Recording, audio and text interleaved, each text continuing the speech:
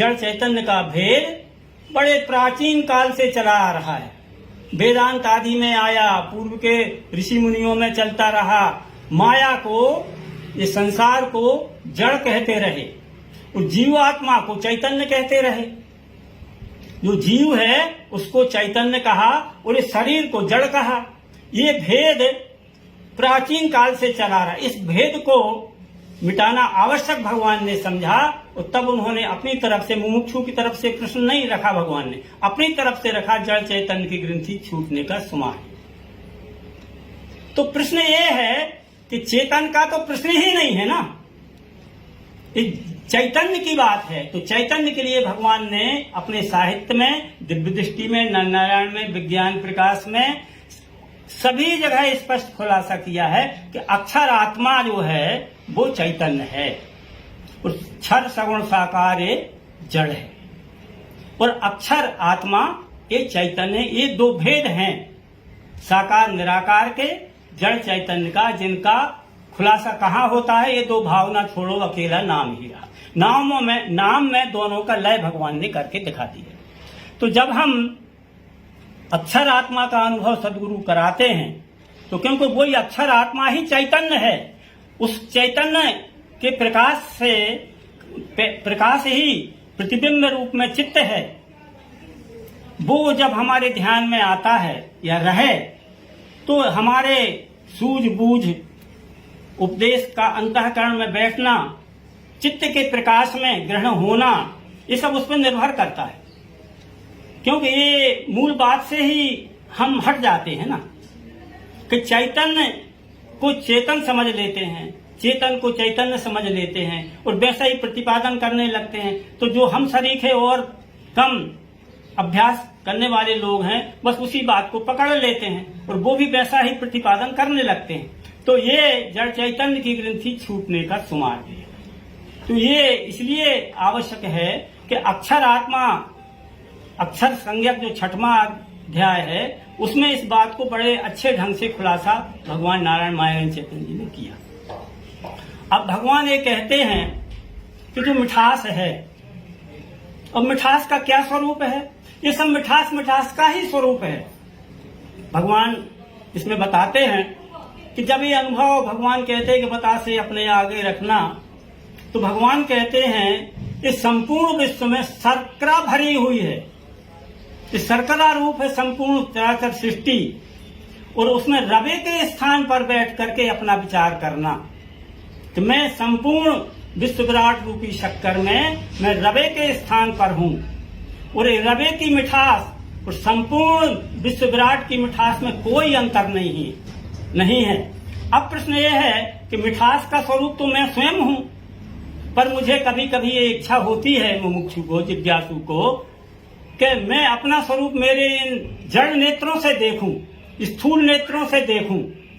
तो ये बात क्यों भगवान को रखना पड़ी होगी 6वें अध्याय में?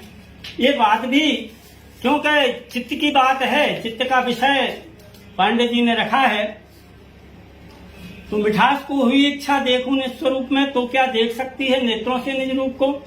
ये 6वें अध्याय का 5वां श्लोक अगर हमने ध्यान में नहीं रखा और चौथे के बाद फिर आगे बढ़ गए और 7वें पे पहुंच गए, 8वें पे पहुंच गए और सर्वांग योग का उपदेश समाप्त हो गया, तो भगवान का जो श्लोक लिखने का, रखने का सर्वांग योग में उसका अर्थ ही क्या रह गया?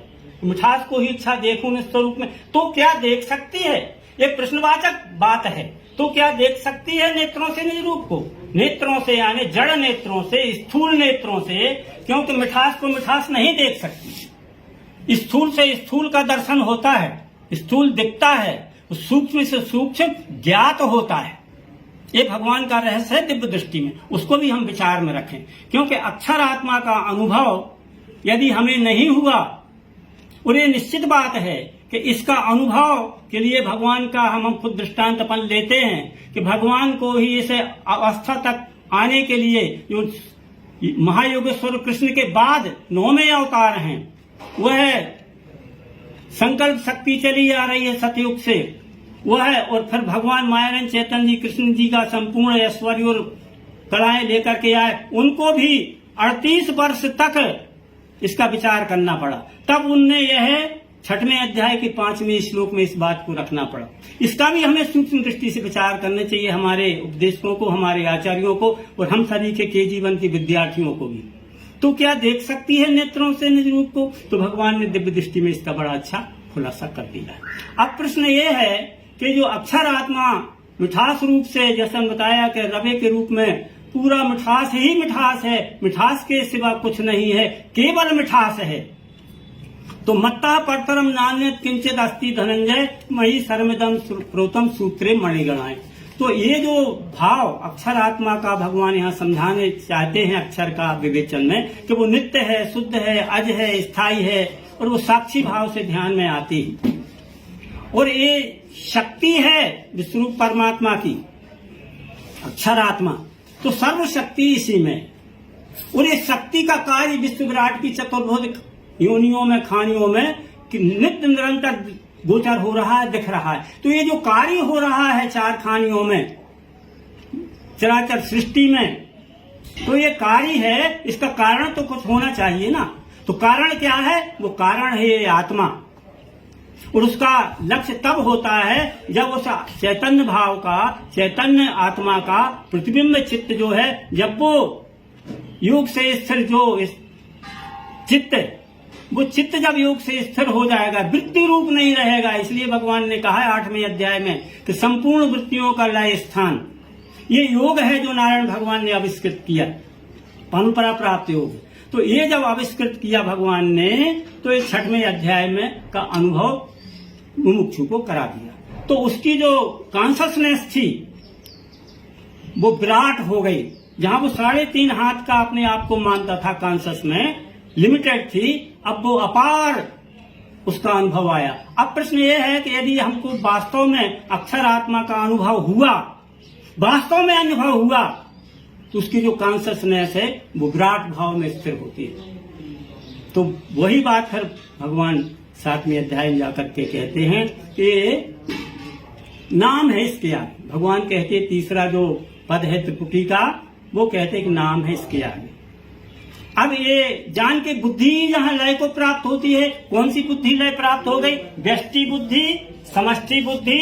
अब ये दोनों लय हो करके दोनों का लय पारमेष्टि बुद्धि में हो गया। तब नाम जो है वो प्रकट हुआ। तो नाम क्या है? अब कभी कभी ये आता है कि नाम शक्कर जो है वो पुरुषोत्तम भाव है, तो शक्कर पुरुषोत्तम है कि नाम पुरुषोत्तम है? ये 2 जगह भगवान ने सर्वांग योग में रखा। तो कभी कभी ये ध्यान में आया मेरे कि शक्कर पुरुषोत्तम है, फिर बाद में ये ध्यान में आया कि नहीं, शक्कर तो एक अंग विशेष का, एक रचना विशेष का नाम है शक्कर। नाम तो यथो वाचो निवर्तन्ते अप्राप्त मनसा है। हमारी श्रुति शास्त्र हैं, श्रुतियां हैं, उपनिषद हैं, वो कहते हैं कि नहीं, मन और इंद्रियों के परे है नाम। तो वो है पुरुषोत्तम, जो सर्वांग योग से प्रकट होता है नाम। और अन्य विभूतियों के नाम हैं, हमारे घर में भी नाम रहते हैं, हम ईश्वर वाचक नाम भी अपने पुत्र पुत्रियों के रख लेते हैं, पर वो आंतरिक नाम है। अब प्रश्न ये है कि ये नाम जो है वो पुरुषोत्तम भाव है, जिसमें साकार, निराकार, जड़, चैतन्य, माया, ब्रह्म सबका लय हो गया, एक रूप हो गए। तो तब सदगुरु ने बताया किया कि बुद्धि में स्थित होवे मैं ही संपूर्ण विश्व हूँ। ये नर से नारायण बनने की प्रक्रिया है। यहाँ पुरुषोत्तम भाव में आकर के पहुंचा करके सदगुरु मुमुक्षु को नारायण पद पर पहुंचा देते हैं, पुरुषोत्तम भाव में स्थिर कर देते हैं। और ये समाधि की अवस्था वहां स्थिर होती है, उसका समाधान हो जाता है मुमुक्षु जो उसने पूछा था। और उसके बाद फिर पराभक्ति शुरू होती है। पश्चात भी जब ये अनुभव पक्का हो जाता है चित्त के प्रकाश में, जब ये अनुभव अंतःकरण में स्थित हो जाता है मेरे अपने, तब ये भक्ति, जब हम व्यवहार रूपी भक्ति सेवा के लिए उतरते हैं व्यवहार में, जगत में, तो फिर ये हमको स्मृति आती है। क्योंकि स्मृति जो है वो चित्त से होती है। तो बुद्धि भी निश्चय करती है पर चित्त के प्रकाश में करती है। तो यहाँ ये आया कि से जो पाठ में लेवे चित्त से निज कर्म में, यदृच्छा से योगक्षेम होवेगा उसका सदा। तो ये यदृच्छा से योगक्षेम क्या होगा कि ये दिव्य दृष्टि का जो अनुभव है, इसका योग सदगुरु ने मुमुक्षु को करा दिया, इसका योग करा दिया। और इसके अब रक्षण होता है, अगर स्मृति में आ गया चित्त में बैठ गया तो उसका रक्षण हमेशा, क्योंकि भगवान कहते हैं कि मेरा भक्त नहीं गिरे। और फिर ये भी गारंटी देते हैं, उसका योगक्षेम की गारंटी भी सदगुरु लेते हैं। इतना आश्वासन मुमुक्षु को भगवान देते हैं, नारायण भगवान देते हैं। क्योंकि भगवान ने कहा कि जितना भी संसार का भय है जन्म मृत्यु का, वो भी भगवान यहाँ मुमुक्षु का छुड़ा देते हैं। संसार का सबसे बड़ा भय लगा रहता है आगे तक, भक्ति करने तक ये बाधा देता है। इसलिए 8वें अध्याय में ये जन्म मृत्यु का भय भी मुमुक्षु का भगवान ने छुड़ा दिया। इतना आश्वासन दे करके बाद में फिर भगवान ये सर्वांग योग का समापन करते हैं। तो सर्वांग योग के समापन के समय इस सबसे महत्वपूर्ण तत्व जो है जानने देखने का, तादात्म्यता का अनुभव करने का, तद्रूपता तक पहुंचाने का, परब्रह्म पद तक का अनुभव लेने तक का तत्व जो हमारे पास है, हमारे पास जो साधन है, सूक्ष्मतम साधन है, वो है चित्त। तो इसे जो पाठ में ले वे चित्त से निष्कर्म में, तो यदृक्षा से योगक्षेम होगा, तब होगा योगक्षेम ऑटोमेटिक। इस सिद्धांत का योग होगा और इच्छा रक्षण सदगुरु भगवान विश्वरूप करते रहेंगे। इतना कह करके हमारा योग संपूर्ण होता है। बोलिए सदगुरु भगवान की जय।